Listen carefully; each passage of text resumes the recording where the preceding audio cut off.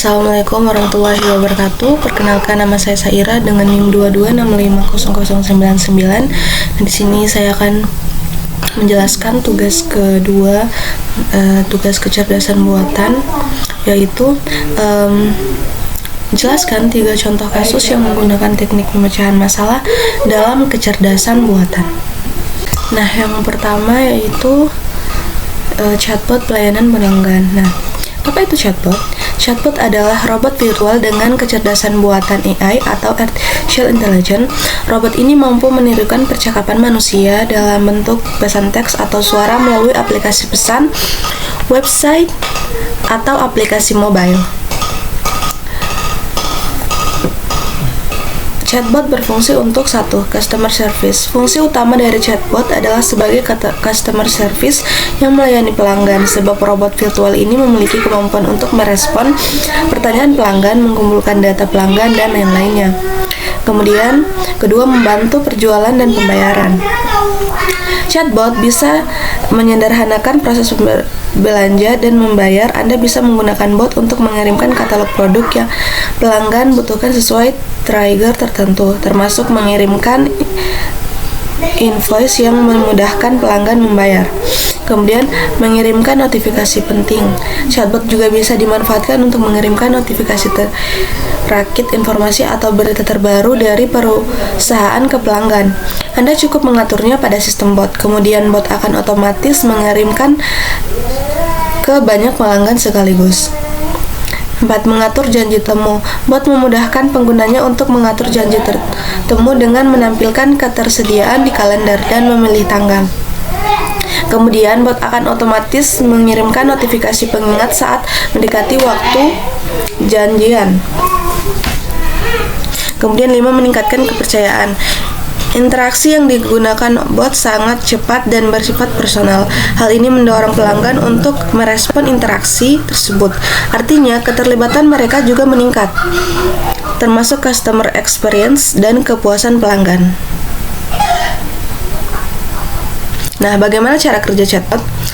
Cara kerja chatbot dapat disesuaikan dengan kebutuhan bisnis. Misalnya, Anda dapat mengatur bot untuk memberikan jawaban atas pertanyaan pelanggan melalui pesan teks ataupun suara. Kemudian tidak hanya itu, teknologi ini juga memiliki 3 macam sistem operasional atau pola kerja untuk membalas pesan pelanggan, yaitu pattern matching atau penyesuaian pola, decision based, dan kontekstual. Apa saja jenis chatbot?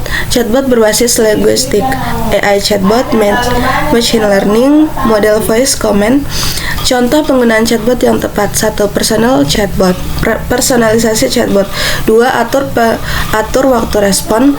3. Lengkapi dengan opsi quick reply. 4. Gunakan bahasa yang sopan. 5. Sediakan opsi untuk akhiri percakapan. Nah, kasus selanjutnya yaitu pengenalan gambar medis. Pengenalan gambar medis adalah salah satu bidang di mana kecerdasan buatan atau AI telah memberikan kontribusi yang signifikan. Beberapa teknik pemecahan masalah yang digunakan dalam pengenalan gambar medis melalui kecerdasan buatan antara lain: 1.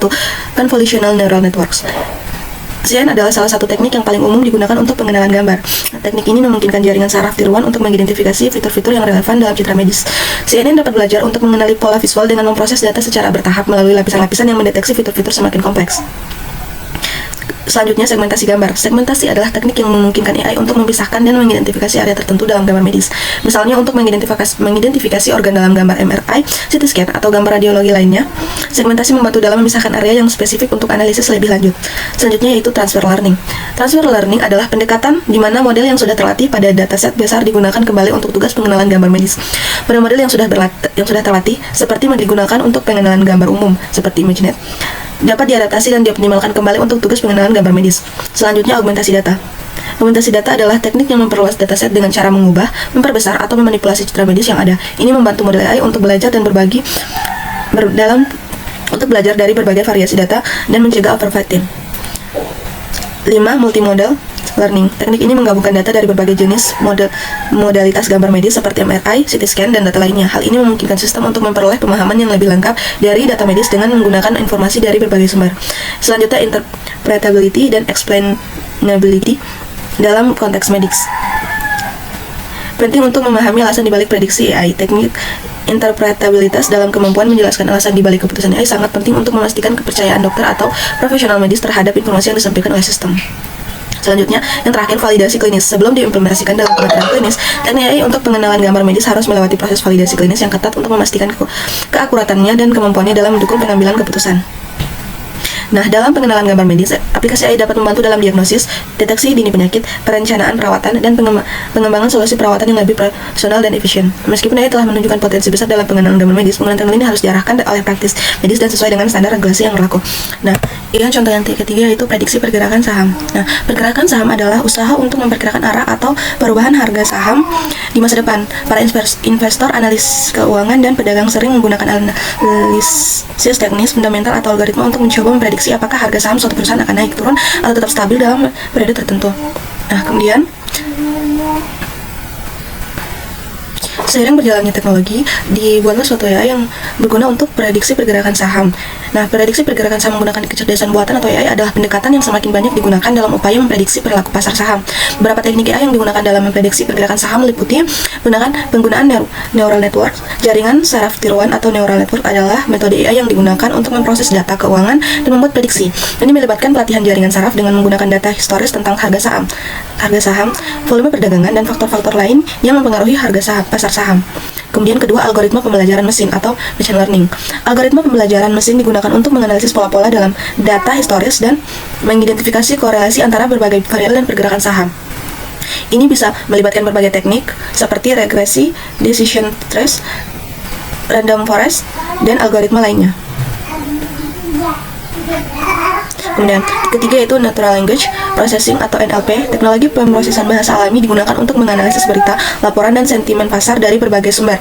Ini membantu dalam memahami bagaimana peristiwa atau berita tertentu dapat mempengaruhi pergerakan harga saham. Kemudian analisis big data. AI membantu dalam mengelola dan menganalisis jumlah data besar atau big data yang tidak dapat ditangani secara efisien oleh metode analisis konvensional. Dalam memanfaatkan big data, AI dapat mengidentifikasi pola-pola yang mungkin terlewatkan oleh analisis manual. Cara kerja kecerdasan buatan AI dalam memprediksi pergerakan harga saham melibatkan penggunaan berbagai teknik dan metode untuk menganalisis data historis serta informasi terkini guna membuat perkiraan tentang arah pergerakan harga saham di masa depan. Beberapa langkah umum yang digunakan AI dalam memprediksi pergerakan harga saham termasuk pengumpulan data. Proses awal dalam memprediksi harga saham adalah mengumpulkan data historis termasuk harga saham, volume perdagangan, indikator teknis, serta informasi fundamental seperti laporan keuangan perusahaan. Kemudian dua, pembersihan dan pemproses data. Data yang dikumpulkan mungkin memerlukan pembersihan dan pemprosesan dan pemrosesan. Ini bisa termasuk mengatasi data yang hilang, mengurutkan data, menyesuaikan skala, dan melakukan transformasi lain agar data siap untuk analisis. Kemudian berikutnya, pemilihan fitur. Proses ini melibatkan pemilihan variabel atau fitur-fitur tertentu dari data yang dianggap memiliki hubungan atau korelasi dengan pergerakan harga saham. Kemudian metode pembelajaran mesin. AI menggunakan berbagai model pembelajaran mesin seperti jaringan saraf, tiruan, regresi, decision trees, atau algoritma lainnya untuk memproses data historis dan mengidentifikasi pola yang dapat digunakan untuk memprediksi pergerakan harga saham di masa depan. Model-model ini belajar dari data historis dan berupaya untuk menemukan pola-pola yang dapat digunakan untuk memprediksi perilaku pasar. Kemudian validasi model. Setelah model dibuat, mereka diuji dengan menggunakan data yang digunakan dalam pelatihan. Ini membantu dalam menilai seberapa baik model tersebut berperforma dalam memprediksi pergerakan harga saham.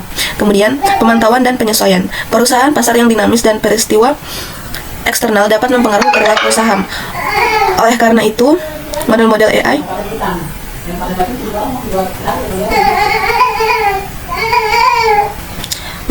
AI perlu dipantau secara terus-menerus dan disesuaikan agar tetap relevan dan akurat. Nah, meskipun AI dapat menjadi alat yang kuat dalam memprediksi pergerakan harga saham, penting untuk diingat bahwa pasar keuangan seringkali dipengaruhi oleh banyak variabel dan faktor eksternal yang sulit diprediksi sepenuhnya. Ketidakpastian ekonomi, perubahan kebijakan, atau peristiwa global yang tak terduga dapat mempengaruhi pergerakan harga saham tanpa diduga. Oleh karena itu, sementara AI dapat memberikan wawasan yang berguna, tidak ada jaminan bahwa prediksi yang dihasilkannya akan selalu akurat. Investasi di pasar atau memerlukan penilaian risiko dan yang bijak dan kehati-hatian. Itulah dari saya, lebih kurangnya mohon dimaafkan. Saya tutup dengan ucapan wabillahi taufiq wal hidayah. Wassalamualaikum warahmatullahi wabarakatuh.